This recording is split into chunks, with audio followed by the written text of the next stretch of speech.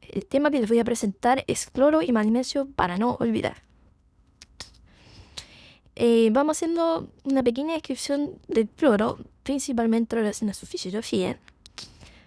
El peso molecular del cloro es 35.5, es el principal anión del organismo, aproximadamente un 70% del contenido aniónico total, y es el principal anión del extracelular. Tiene múltiples funciones, de hecho las más importantes está mantener la presión osmótica hasta un tercio más o menos de la presión osmótica, en conjunto obviamente con sodio, ¿ya? Y por lo tanto determina mucho el movimiento de agua entre compartimentos. Además tiene un papel muy importante en el balance ácido-base, como lo vamos a ver más adelante, y también en la actividad muscular, en la contracción muscular específicamente, y entre otras múltiples funciones que tiene este anión. En general, la ingesta de cloro varía dependiendo del sexo. En hombres, entre 7,8 y 8,8 gramos, y en mujeres, entre 5,8 y 7,8 gramos durante las 24 horas. La distribución del cloro entre compartimentos es como se detalla en el gráfico. Ya, en general, el plasma, como mencioné, es el plasma y el líquido intersticial, ambos extracelular, por supuesto, es el principal anión. Ya, en el plasma sí tiene un poquito menos de preponderancia y aparece un poco más aquí la carga negativa de las proteínas. ¿Ya? En cambio, el líquido intersticial, como hay menos proteínas, pasa a ser más importante aún. Y obviamente en conjunto también con el bicarbonato. Intracelular ya tiene mucha menos importancia. Algo importante a mencionar, ya que están presentes muchos tipos de patologías, no solo de la medicina interna, la fisiología, sino que en general, son los canales de cloro. Vamos a hablar someramente de esto para que tengan algunos conceptos, ¿ya? En general, los canales de cloro son estructuras proteicas transmembranas con múltiples subunidades, ¿ya? En general se produce difusión mediante gradientes electroquímicos y existen 5 subtipos con diferentes funciones. Existen los canales regulados de fibrosis quística, CFTR, los canales activados por calcio, también los canales activados por voltaje, canales regulados por volumen y activados por ligandos como los receptores GABA y receptores de glicina, ambos en el sistema nervioso central. En esta diapositiva podemos ver que varios de estos grupos de receptores o de canales tienen subtipos y cada subtipo puede estar alterado en alguna patología, llevando por ejemplo a fibrosis quística, a miotonía, a epilepsia, ya, a osteoporosis, a síndrome de Bartter. Hay distintos tipos de epilepsia, ¿ya? Así que para no olvidar, las alteraciones de canales de cloro, pese a que no puedan no sonar muy frecuentes, están presentes en enfermedades muy importantes. En relación al cloro y el manejo renal, alrededor de 19.440 milimoles filtran diariamente y el 99.1 se reabsorbe a nivel renal. Se excretan solo 180 milimoles. El túbulo proximal es la sección en la cual se produce la mayor reabsorción. Como vemos en este gráfico, se reabsorbe aproximadamente el 60% del cloro en esta vía, ¿ya? Principalmente paracelular, pero también transcelular. En el asa de Henle, especialmente en el asa gruesa ascendente, se reabsorbe del 15 al 25%, principalmente por transporte activo secundario a través del cotransportador sodio-potasio 2-cloro, o NKCS2, como es su abreviatura. Y mencionar también que este mecanismo y este mismo receptor está presente en la mácula densa, lo cual más adelante vamos a mencionar, tiene un papel preponderante en la regulación de la filtración glomerular y en la secreción de renina, lo cual activa el renina, una de las formas de activar el eje renina-angiotensina aldosterona, ¿sí? Y en el túbulo peritoneal distal hay 2 mecanismos con los cuales se puede reabsorber: un mecanismo transcelular por el NSC o el típico canal o cotransportador sensible tiacida, y además por una vía paracelular que depende de unas proteínas que se encuentran en las tight junctions, que se han descrito múltiples en nuestro organismo, y específicamente aquí las tiroidinas 4 y 5 son estas proteínas encargadas de regular el transporte paracelular. Y el motor para que se produzca esta reabsorción es el efecto electrogénico que se produce por el ENaC. Ahora, ¿por qué? Bueno, el ENaC me imagino que le suena más en el túbulo colector, pero resulta que en el túbulo espontáneo vital existen dos tipos de células, las 1 y las 2, ¿ya? Y las 2 específicamente ya empiezan a aparecer algunos ENaC, que son los que empiezan a generar este gradiente electroquímico, y por lo tanto pueden aumentar considerablemente la reabsorción de cloro por esta vía paracelular. Y en la otra membrana, estamos hablando todavía en el túbulo contorneado distal, en la membrana luminal,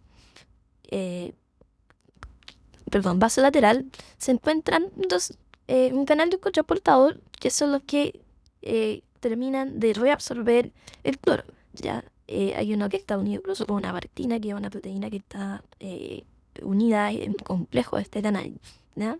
Y además hay un cotransportador que reabsorbe el cloro y además potasio, ¿ya? Que particularmente también se puede estimular por hipotensividad, como un dato aparente. A nivel del túbulo colector, específicamente el cloro se reabsorbe a nivel de las células intercaladas. La célula principal, si bien tiene alguna acción indirecta para la reabsorción del cloro, en forma directa no se produce. Y las células intercaladas existen 3, la tipo A, la tipo B y la tipo no A no B. En general, la tipo A está encargada de la acidificación urinaria muy importante, los trastornos ácido-base generados en esta altura, como son la acidosis renal. Y la tipo B y la tipo no A y no B es donde se puede reabsorber cloro, ¿ya? Mediado por múltiples estructuras, pero de principal importancia el cotransportador llamado pendrina, que permite internalizar cloro para mediar su reabsorción y además secretar bicarbonato como un mecanismo importante de regulación ácido-base. Algo que también hay que tener en cuenta en relación a la función ácido-base del cloro es que tiene mucha importancia en el anión GAP. Recordemos que el anión GAP es un concepto creado para entender que todos los aniones y todas las moléculas con carga en nuestro plasma tienen que mantenerse siempre neutras, es decir, tiene que haber electroneutralidad, ¿ya? Y por lo tanto, en el plasma, cuando uno de los principales aniones disminuye, el otro aumenta, principalmente vía por regulación renal. Por lo tanto, cuando tenemos hipocloremia, habitualmente está asociado a una alcalosis metabólica, y a la vez, cuando tenemos una hipercloremia, se produce una acidosis metabólica, ¿ya? Incluso la acidosis metabólica se puede clasificar como hipercloremia, y versus la otra que son por anión GAP elevado, ¿ya? No es tema de esta presentación, pero es bueno tenerlo claro. Vamos a hablar un poco de hipocloremia e hipercloremia. La hipocloremia en general se define como una concentración de cloro de menos de 97 milimoles por litro, y se puede producir por pérdidas o ganancias de sodio y agua en relación al cloro. En relación a las pérdidas, pueden ser gastrointestinales como vómitos o por drenajes por sonda nasogástrica, que son unas de las más frecuentes. Y también causas un poco más raras como adenomas vellosos, proteinuria congénita o débito abundante por ileostomía. Pérdidas renales, de hecho las más frecuentes, está el uso de diuréticos y algunas otras ya tubulopatías más puntuales por mutaciones habitualmente, que es el síndrome de Bartter y Gitelman, ¿ya? Además hay otras que se ven como también en la medicina interna, como acidosis respiratoria crónica como mecanismo de compensación, y exceso de aldosterona cortisol también podría verse en este tipo de patología. Lo más importante por frecuencia es vómitos y uso de diuréticos. En relación a la ganancia de agua y sodio mayor a la del cloro, en el fondo estaríamos viendo que el cloro, comillas, se diluye. Está la insuficiencia cardíaca, el síndrome de secreción inadecuada de H y uso de soluciones hipotónicas por muy importante, ¿ya? Y ganancias mayor de sodio de cloro lo más habitual es por uso de carbonato de sodio. Así que es importante tener esto claro. Hipocloremia en general se asocia a alcalosis metabólica y por lo tanto como una entidad clínica que van de la mano, las manifestaciones clínicas que principalmente vemos y las etiologías también están en el estudio de cuando uno estudia una alcalosis metabólica, porque en general es el trastorno principal y más grave que se asocia en esta tierra, ¿ya? Por lo tanto, se comparte etiología y patogenia, las manifestaciones clínicas que principalmente son de alcalosis metabólica y el manejo. Es más el punto de presentación, pero es importante tener claro que cuando uno habla de alcalosis metabólica existen algunas que son fluorosensibles y otras que no, y la gran parte son fluorosensibles, por lo tanto, de aportar fluoro en distintas formas tiende a corregirse este trastorno. En relación a la hipercloremia, se define en general cuando la concentración cloroplasmática es mayor a 107 millimoles por litro. Y en general se puede ver administración de cloro, pérdida de agua mayor al cloro o reabsorción tubular de cloro. En relación a la administración de cloro, habitualmente por soluciones ricas en cloro, como por ejemplo la solución salina o suelo oficial, también puede ser por aportes por nutrición parenteral. Cuando hay mayor pérdida de agua de cloro, puede ser por una dieta insípida, por uso excesivo de diurético, ya una diuresis osmótica de múltiples causas, como puede ser síndrome pulmonar glicémico, por ejemplo, como puede ser un uso de mentol en forma excesiva, etc. Y una diuresis posobstructiva. También se ve en el fondo cuando se genera una poliuria. Nosotros vemos que habitualmente se pierde agua de cloro y uno ve que se genera hipernatremia e hipercloremia. ¿Sí? Bien, el ectorenal también puede ser por fiebre importante, por estado hipermetabólico, por diarrea abundante, ¿ya? Por quemaduras y por ejercicio con deshidratación severa. Obviamente se comparten algunas etiologías con hipocloremia, pero dependiendo obviamente del contexto clínico de la severidad de las técnicas. Y por la reabsorción tubular, habitualmente por la acidosis tubular renal, por falla renal en algunos escenarios, puede ser en falla renal crónica, se harto la acidosis tubular renal cuando no llega una hora de la patanza. Eso obviamente es tema de otra presentación, pero hay que tener claro que la acidosis metabólica, la enfermedad renal crónica, hay dos fases. Una de las cuales es una fase más temprana que habitualmente se puede producir por trastornos tubulares, por lo tanto puede producirse acidosis tubulares renales como la clásica en la enfermedad diabética, enfermedad diabética, igual del turismo hiporrenémico, puede generar una acidosis tubular renal tipo 4. El uso de cetosalamina también es una causa y hipocalcemia. Habitualmente eso se ve en pacientes de manejo de uso intensivo. Tenemos además que la hipercloremia, por lo tanto, como se presenta habitualmente asociado a acidosis en estadiada, comparten etiología, patogenia, manifestaciones clínicas que habitualmente son de la acidosis metabólica, ¿ya? O que también pueden estar presentes, algo a agregar aquí como manifestaciones de exceso de TEC o sobrehidratación, ¿ya? Como hipertensión, como edema pulmonar agudo, edemas, presencia de edema a nivel corporal, de la sangre, etc. ¿Ya? Y el tratamiento habitualmente también es como dirigida a la acidosis metabólica y la hipercloremia, y habitualmente se trata de corregir la causa que lo llevó.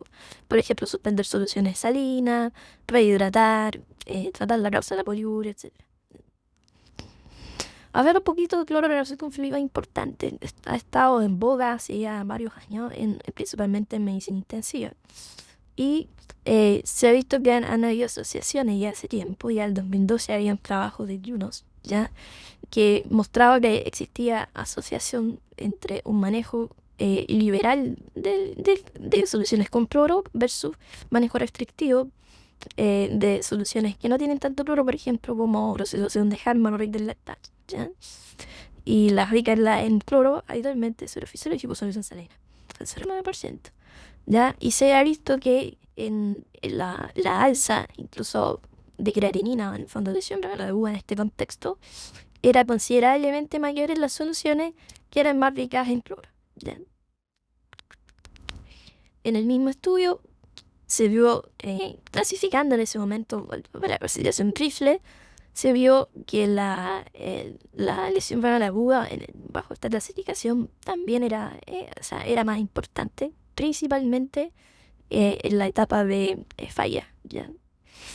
Eh, y esto llevó a muchos estudios que se produjeron después, dentro de las más importantes.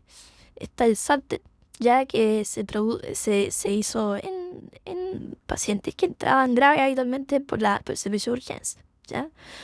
Y dentro de los outcomes que se evaluaron fue muerte, necesidad de nueva terapia de reemplazo renal y creatinina que doblaba a la del basal, ¿ya?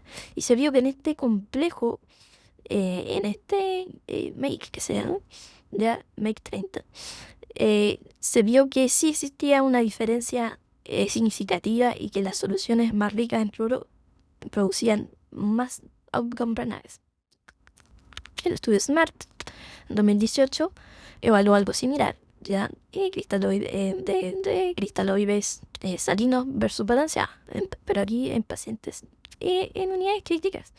Y se vio que en este mismo, como el outcomes o el MAKE 30, también tuvo una mayor significancia o en el fondo se producía más este outcome compuesto en los pacientes que eran expuestos a soluciones salinas versus balanceadas, ¿ya? Además, se midió en general que las soluciones, y aquí también se confirmó porque había muchos estudios que podían mostrar esto, pero no tenían valores de cloremia. Y aquí se dio que el valor del cloro plasmático tenía relación, primero a los días de estadía en UCI, y además tenía relación al uso de las soluciones salinas versus la restrictiva, que curiosamente no se había hecho esta asociación entre el nivel de cloro y soluciones. Por lo tanto, para tratar de establecer que en el fondo el cloro estaría siendo responsable de esto y que el aporte de cloro era por soluciones. Después algunos estudios que se hicieron en pacientes de VC indiferenciados, operado, médico quirúrgico, UCI médica, formales, con patología más grave, etc. Y se vio que la verdad es que no había el outcome primario era así, la reducción de mortalidad en esta vida. Y se vio después en un metaanálisis que incluyó todos estos trabajos que la verdad es que no había una gran importancia en reducir los outcomes renales y había una probabilidad de reducir la mortalidad con el uso de cristal desbalanceado o bajo el cloro, ¿ya? Pero los outcomes renales en este metaanálisis y revisión sistemática no se vieron. Ahora, uno de los comentarios que se hicieron después en el posterior a esto es que la verdad es que la población era demasiado heterogénea y que quizá nosotros si focalizamos en algunos pacientes que habitualmente son los que vemos nosotros como pacientes con shock séptico, con pancreatitis o con otro tipo de patologías que sabemos que el aporte de fluido rico en cloro pueden ocasionar problemas, ya sea ácido-base o predisponer, por ejemplo, a tener síndromes compartimentales abdominales, lo que también genera de cierta forma y coopera a otros trastornos como la lesión renal aguda. Entonces, está como por verse o estudiarse estos específicos subgrupos y cómo podría afectar las soluciones salinas a los outcomes en estos pacientes, ¿no? Está dando un poquito de la fisiopatología, ya se sabe de tiempo, ya que porque el cloro, una de las explicaciones es que podría producir lesión renal aguda. Se sabe que el cloro es el principal anión que estimula la mácula densa, por lo tanto el feedback tuberocelular. Ya también al hacer esto activa el tromboxano, que es uno de los principales vasoconstrictores, ¿ya? Y se ha visto también que el cloro es uno de los principales como agentes que son responsables de la reactividad vasoconstrictora en este caso la arterioblada deferente, ¿ya? Y ya en el año 98 también se había hecho un estudio que medía la relación entre la secreción de renina y la concentración de cloro en la mácula densa. Ya, a medida que aumentaba la concentración de cloro en la mácula densa, la secreción de renina era menor. Y mientras menos cloro la secreción de renina es mayor. Tiene sentido porque en teoría cuando hay una hipoperfusión renal, la cantidad de cloro que llega es menor a la mácula densa y por lo tanto, al haber menor cantidad de cloro, se sensa que hay una menor volumen hepamilla y por lo tanto se estimula el eje renina que decía aldosterona. Ese es el mecanismo de defensa, comillas, que se activa. Y un poquito más en detalle, en pacientes que están hipovolémicos y que se logran volenizar, ¿qué sucede? Que aumenta el cloro en la mácula densa. En el fondo es como funciona el feedback pulmonar. Ya al llegar el cloro a la mácula densa a través del sodio de potasio 2-cloro, se produce una liberación de adenosina y además aumenta el cloro a nivel intersticial. ¿Ya? Estos fenómenos generan que se inhiba la secreción de renina, ¿ya? Y esta inhibición de la secreción de renina,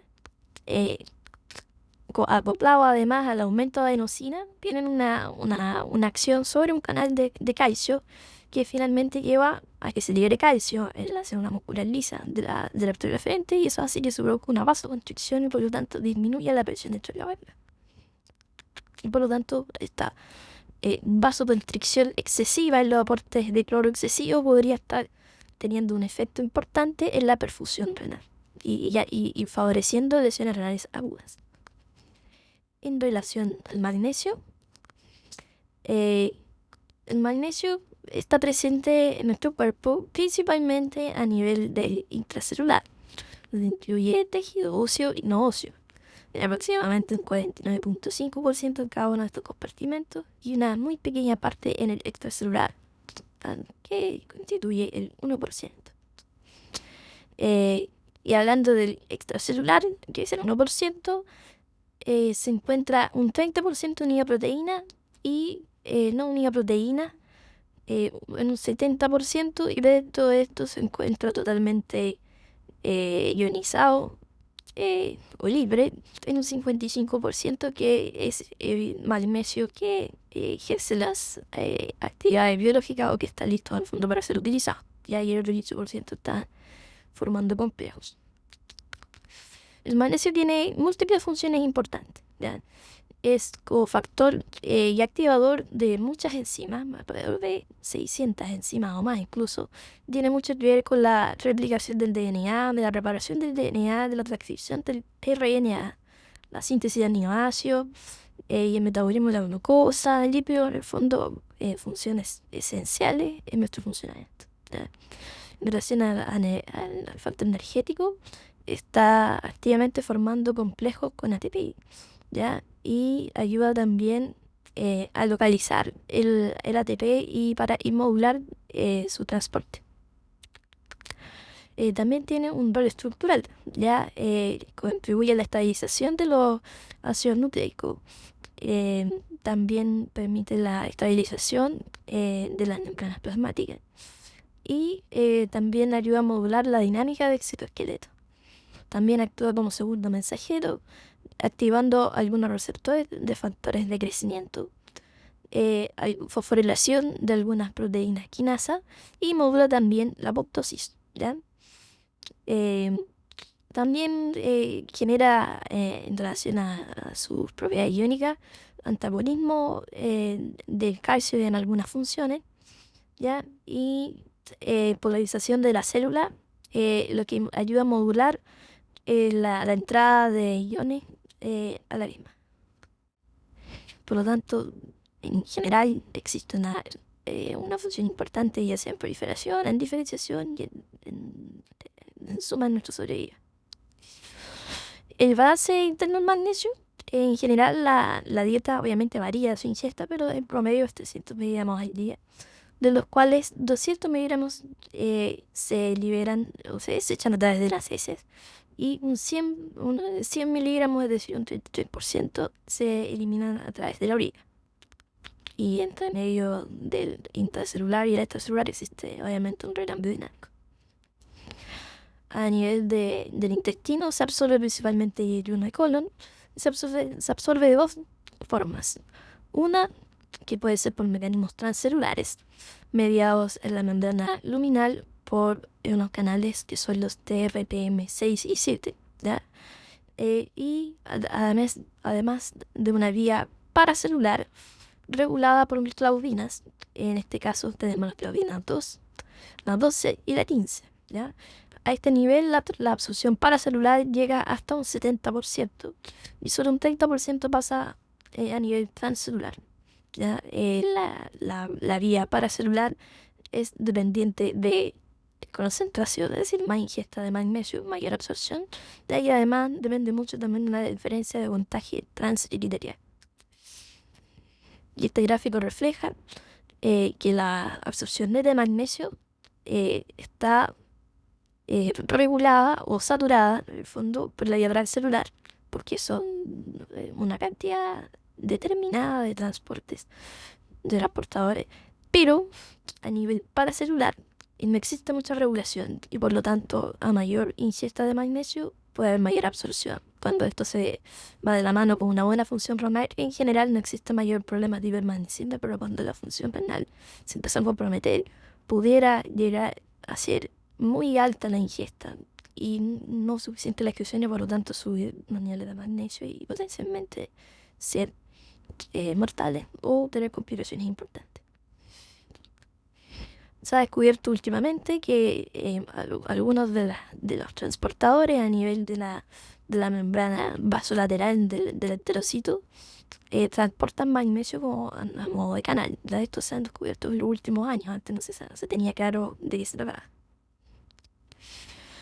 En relación al manejo renal, en general, en el túbulo proximal se reabsorbe un 10 o un 20% del magnesio y esto se lleva a cabo principalmente a nivel paracelular, ¿ya? Acoplado con la reabsorción de sodio y agua que va generando un gradiente electroquímico que finalmente favorece la salida paracelular y esto también regulado por una claudina, que en este caso es la claudina 2. A nivel de las Hailey, de las ascendentes, se reabsorbe la mayor cantidad del magnesio a nivel renal, de un 50 o 60%, y se lleva a cabo a través de la vía paracelular, la cual está estimulada está estimulada por un gradiente electroquímico también, y este gradiente es generado por el cotransportador sodio, potasio, cloro o NKCC2, que ya lo vimos en el metabolismo del programa. Y este valor neto, porque si vemos aquí en la figura, se absorben sodio, potasio, cloro, lo cual queda eléctricamente neutro, pero el ROMK facilita la secreción de potasio, por lo tanto el lumen en general va quedando positivo y por lo tanto calcio, magnesio, en nuestro caso no importa. Gracias a este gradiente, esta positividad a nivel del lumen, pueden migrar más fácilmente a través de la vía paracelular regulada por las claudinas. A nivel del túbulo distal, si bien es solo un 10% que se reabsorbe, es el segmento que finalmente regula la cantidad de magnesio fetado en la orina, porque el resto de los transportes son más o menos fijos, pero aquí es cuando se regula y aumenta o disminuye dependiendo de la ingesta, de los niveles plasmáticos de magnesio y en general del contenido corporal. A este nivel también existe la proteína transmembrana TRPM, la 6, y en este caso sí pareciera ser que la vía transcelular es la más importante para la reabsorción de magnesio. El magnesio se ha estudiado en múltiples escenarios clínicos y se ha visto últimamente que estaría siendo importante su consumo. Y en este estudio incluso se muestra la diferencia del consumo de magnesio en ciertos escenarios clínicos. Por ejemplo, paciente de accidente vascular, esto es un estudio que se hizo todo esto muchos años, ya hasta 13 años de seguimiento alguno. Y se vio que al aumentar la ingesta de magnesio de 100 miligramos por día, ya había una diferencia en la cantidad de accidentes cerebrovasculares, es decir, disminuía un 7% la posibilidad de padecer un accidente cerebrovascular con esta ingesta de magnesio. Con la dieta tipo 2 también se vio algo significativo, una disminución de un 19% de la probabilidad de ser diabético con una ingesta, o aumentando la ingesta de magnesio. Lo mismo se vio cuando aumenta la ingesta de magnesio, una disminución de la mortalidad por todas causas. Además de menos generación y descompensación también de insuficiencia cardíaca con esta aumento de ingesta de magnesio. Vamos a hablar un poco de hipomagnesemia y hipermagnesemia. La hipomagnesemia en general se define como la concentración de magnesio plasmática menor a 1,5 miligramos por decilitro o 0,7 miligramos por litro. ¿Ya? Y esta se puede generar por pérdida de gastrointestinales o pérdidas renales. Las pérdidas gastrointestinales principalmente debido a diarrea, mala absorción de distintos tipos y cirugías de bypass, puede ser por pancreatitis aguda también. Medicamentos como inhibidores de bomba de protones que inhiben directamente el transportador transmembrana TRPM de la membrana luminal, ¿ya? Que les mostré en la diapositiva anterior. Y algunas otras enfermedades genéticas ya más raras, como las que producen hipomagnesemia intestinal con hipoglucemia secundaria. ¿Ya? Las pérdidas renales también son frecuentes, principalmente debido a diuréticos, que es una de las principales causas. ¿Ya? También algunos antibióticos u otras formas poco inhibidores de la alcinubrina. En este caso tenemos tacrolimus, uno de los más usados últimamente como inmunosupresor, ciclosporin también, y esto también actúan inhibiendo los transportadores TRPM 5, 6, ¿ya? Y por lo tanto inhiben de esta forma la reabsorción de magnesio, por lo tanto propician su pérdida renal, ¿ya? Además hay otros medicamentos que se ocupan como anticuerpos contra el Epidemic Growth Factor, como cetuximab. Y el Epidemic Growth Factor lo que hace es estimular la función de los TRP. La diabetes mal controlada, la diabetes en general también se ha visto asociada a hipomagnesemia, específicamente porque la insulina tiene un factor regulador también a nivel del TRPM4, ¿ya? Y por lo tanto, cuando hay déficit de insulina, hay menos acción de este transportador y por lo tanto se pierde más magnesio. Hipercalcemia también es una de las causas ya de funciones tubulares varias, ya sea por recuperación de neurosis tubular aguda, diuresis por obstructiva, por trasplante renal, cuando hay algún tipo de disfunción tubular. ¿Ya? Algunas otras enfermedades genéticas también más raras como Bartter, Gittleman, hipomagnesemia familiar, hipomagnesemia autosómica dominante, etc. En relación a las manifestaciones clínicas, es que lo encontré interesante porque nos va a dar las manifestaciones de hipomagnesemia. Si se tiene hipomagnesemia, para tener síntomas importantes, tiene que ser menos de 0,7 milimoles por litro, principalmente menos de 0,4. Las primeras manifestaciones son neuromusculares, ¿ya? Irritabilidad, temblor, se puede asociar hipoglucemia y hipovolemia, ¿ya? Y ya cuando ya empieza a agravarse la hipomagnesemia puede aparecer tetania, nistagmos, convulsiones, psicosis y arritmias. El tratamiento en general es aportar magnesio. ¿Cómo diferenciamos y cómo tratamos de ordenar esto? Bueno, si el magnesio está menor a 1 miligramo por litro, hay que ver si es sintomático o no. Si no es sintomático, se le puede dejar sulfato de magnesio endovenoso pero en dosis más baja. En cambio, si es sintomático y principalmente si tiene una torsión de punta, se deja una carga mayor de magnesio y una dosis de mantención más alta, como va a definir la figura, ¿ya? Si la hipomagnesemia no es menor a 1 miligramo por litro, se puede dejar suplementos orales, ¿ya? Y además los suplementos orales, dicho sea de paso, también son parte del tratamiento de mantención cuando ya se ha tratado en forma endovenosa las hipomagnesemias sintomáticas. Este es uno de los estudios que yo mencioné que tienen y que empezaron a evidenciar que el uso de inhibidores de bomba de protones, que es bien masivo en la actualidad, tiene riesgo de generar hipomagnesemia. Asociado puede ser a otro consumo de fármacos, como por ejemplo diuréticos, que son de uso frecuente, o en nuestros pacientes trasplantados renales, que además ocupan inhibidores de calcium como tacrolimus, muchos ocupan omeprazol y además diuréticos, entonces tienen riesgo de hacer hipomagnesemia. Y más encima, posterior, en el postoperatorio del trasplante, también es de función tubular, lo que se junta como causa de hipomagnesemia, incluso pueden llegar a ser arritmias importantes.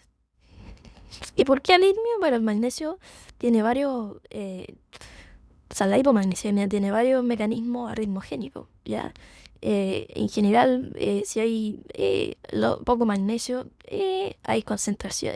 Esa hipomagnesemia y bajo magnesio a nivel del nodo auricular ventricular propicia alteraciones a nivel de calcio y de la conducción a ese nivel. ¿Ya? También el bajo magnesio puede causar mal funcionamiento de la sodio TPasa, sobre potasio TPasa, y por lo tanto alterando el potencial de membrana de reposo, y eso puede alterar la concentración de tesoro de potasio, y eso finalmente alterar los umbrales de polarización, ¿ya? La hipomagnesemia obviamente también dentro de su fisiopatología puede producir hipocalemia y también hipocalcemia. Ya como voy a mencionar más adelante, hay una razón fisiopatológica en la cual la hipocalemia se puede perpetuar con una hipomagnesemia, ¿ya? También el magnesio tiene un efecto directo que previene una sobresaturación de calcio en el linfocito, y al estar ausente, obviamente eso no se produce y aumenta esta carga de calcio, ¿eh? Y en general, bueno, existen múltiples causas, como pueden ver, que pueden propiciar a arritmias, ya sea por el propio magnesio o por su asociación a otras alteraciones electrolíticas. Lo que les he mencionado de la deficiencia de magnesio, esto es importante, ¿eh? Algo frecuente en la práctica clínica es ver pacientes que están con hipocalemia y que incluso puede llegar a ser resistente o refractaria al aporte de potasio. Y se ha visto que a nivel del ROMK, el ROMK es un canal que está presente a nivel del túbulo conector y colector, que es una de las principales vías por las cuales se secreta el potasio, ¿ya? Y el funcionamiento del ROMK principalmente depende de los gradientes eléctricos y electroquímicos, ¿ya? Entonces, normalmente esto se encuentra en equilibrio. Ahora, cuando no existe el magnesio en cantidades suficientes a nivel del intracelular, existe una mayor salida de potasio por el ROMK, que si está estimulado por alguna otra razón, por ejemplo una poliuria o un mayor aporte de sodio a nivel distal, esto es mayor, y si hay además hipomagnesemia, la pérdida de potasio puede ser importante y ahí no regulable. Entonces, por eso es importante, en la mayoría de nuestros pacientes que están con hipocalemia, ya sea una hipocalemia severa o hipocalemia que no responde a tratamiento, suplementan con magnesio. Y en esta esquema se ve cómo puede ser de importancia este déficit de magnesio, ¿ya? Por ejemplo, se ve lo que les decía yo de la asociación de distintas cosas que pueden predisponer a alterar la secreción de potasio. Por ejemplo, si hay hipomagnesemia por sí sola, la alteración de la secreción de potasio no es tanta. Pero si además hay un aumento de la oferta de sodio, por ejemplo, al usar un diurético, aumenta la posibilidad y aumenta la secreción de potasio. En el fondo, porque aumenta el estímulo electroquímico, el gradiente, ¿verdad? Si existe además acción de aldosterona, con mayor razón. Por lo tanto, considerar aporte de magnesio en hipocalemia, principalmente refractaria y severa. En relación a la hipermagnesemia, hay unas palabras. En general, la hipomagnesemia se considera cuando es el magnesio plasmático mayor de 2,5 miligramos por decilitro, ¿ya? Puede ser, esto puede estar apto por aportes orales, por enemas que contienen magnesio, y en relación a los aportes orales también hay algunos antiácidos que tienen magnesio, sales de magnesio, ¿ya? Y para aportes endovenosos, y los aportes endovenosos habitualmente lo vemos en pacientes con preeclampsia, y si una preeclampsia severa o complicada con una falla renal, con mayor razón puede haber una alza importante de la magnesia, ¿ya?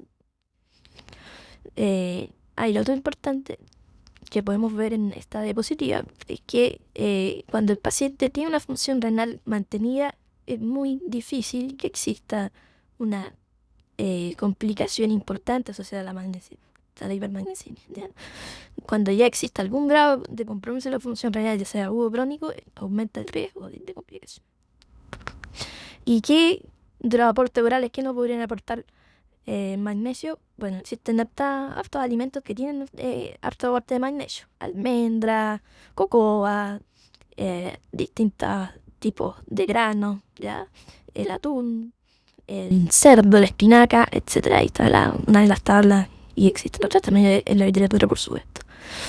Esto les traigo a colación este gráfico, a colación este estudio en 2012, porque la gracia de esto es que asocia el nivel de magnesio plasmático, lo asocia con la ingesta de magnesio oral en los pacientes que están en hemodiálisis, enfermedades crónicas, ¿ya?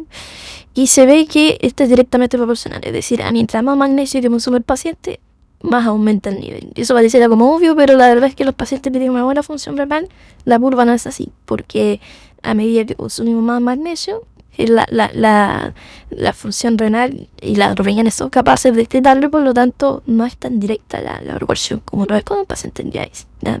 Entonces, ojo con la ingesta inapropiada de magnesio bioral, incluso por la dieta. Como vieron en la tabla anterior, existen alimentos que tienen una gran cantidad de miligramos de magnesio, y si se consumen en forma excesiva en pacientes que están en anuria, puede aumentar significativamente la magnesemia y producir complicaciones.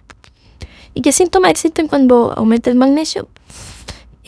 Los primeros síntomas son, bueno, igual la mayoría siempre son neuromusculares. En este caso, letargia, mareo, flashing, sonrojamiento, náuseas, vómitos, como algunas cosas un poquito más generales. Y aquí empiezan algunas alteraciones ya de los reflejos profundos musculares. Y aquí puede haber también bradicardia. Cuando ya aumentando el nivel de magnesio, entonces por si acaso en milimoles por litro, ¿ya? Se puede aparecer delirio muscular, ya alteración del habla con lengua traposa, taquicardia y alteraciones ya de la producción del PR, QRS, QT, alteraciones generales electrocardiográficas. Ya por mayores niveles puede haber confusión, pérdida de los reflejos ya, hipotensión incluso, y llegando ya cuando ya son a niveles muy altos, a coma, a cardíaco, arritmia ventricular compleja, ya. Bloqueo también, apnea y muerte. En relación al tratamiento, principalmente depende de cómo está nuestra función renal. Si la función renal está conservada, en general basta con discontinuar el magnesio, ¿ya? También podemos aumentar la pérdida de magnesio aportando diuréticos de ácido, y también sirve aportar calcio, ¿ya? En relación a si que la función renal está alterada, también por supuesto se debe discontinuar el magnesio, pero aquí ya tiene una mayor preponderancia la hemodiálisis, principalmente si existen síntomas de significancia de hipermagnesemia, ¿sí? Traigo también a colación este estudio del año pasado que muestra que la hipomagnesemia puede estar asociada a la progresión de la enfermedad renal. Uno puede decir por qué va a haber tanta hipomagnesemia en la enfermedad renal. Bueno, en general, la mayoría de los pacientes que están enfermedad renal crónica no en hemodiálisis, puede ser en 3, 4, 5, tienen muchas restricciones en relación a la dieta. Además, ocupan hartos diuréticos. Y tienen hartos factores que pueden propiciar a que su ingesta de magnesio y aumentar las pérdidas, ¿ya? Y por esta razón, esto puede ser frecuente en pacientes en enfermedad renal. Esto no se contrapone por el gráfico que les puse en relación a la ingesta de magnesio y magnesemia, porque si el paciente tiene una alta ingesta de magnesio, va a subir su magnesemia. Pero habitualmente los pacientes que están bien cuidados, principalmente, tienden a tener un magnesio menor por la misma restricción que se hace en el alimento, ¿no? Y que se ha visto que la hipomagnesemia puede estar asociada a una progresión de la enfermedad renal. Y se ha visto que podría incluso agravar el daño tubular e inflamación inducida por el fosfato, ¿ya? Niveles mayores de magnesio han estado asociados también a mayor calcificación vascular, dentro de esto calcificación de arterias coronarias. Y la hipomagnesemia también puede estar asociado a mayor riesgo de fractura. Ahora, estos estudios no son estudios de una calidad suficiente para hacer recomendaciones en relación a la cantidad, a los grados de hipomagnesemia o a la cantidad de aporte de magnesio que uno debería quizás hacer para tratar de evitar estas complicaciones, ¿ya? Pero sí se han visto asociaciones importantes. Y el mecanismo que se propone es un mecanismo bastante interesante, el cual depende también de la toxicidad del fosfato, que el fosfato sabemos que se une con calcio y tienden a formar cristales, ¿ya? Ahora, para evitar la cristalización, el calcio y el fosfato se unen a una molécula que se llama fetuina, ¿ya? Y esta molécula, cuando se junta con otras moléculas, producen unas partículas, ya que son las CPP1, ya que son las calciproteínas, ya. Existe la 1 y la 2. La 1 es como que se le llama amorfa, ¿ya? Y la 2 es cristalina. Y hay un paso importante entre la 1 y la 2 que lo favorece la hiperfosfemia o hiperfosfatemia, ¿ya? Y este paso entre la 1 y la 2 es crítico porque cuando se cristaliza, esta molécula predispone a tener mayor inflamación y mayor estrés oxidativo a nivel del túbulo, a nivel del intersticio, a nivel vascular. ¿Ya? Esto lleva a tener mayor calcificación vascular y por lo tanto también lleva a tener mayor injuria renal, principalmente tubular. ¿Ya? Entonces el magnesio que estaría aquí inhibiendo este paso de la CCP1 a CPP2, ¿ya?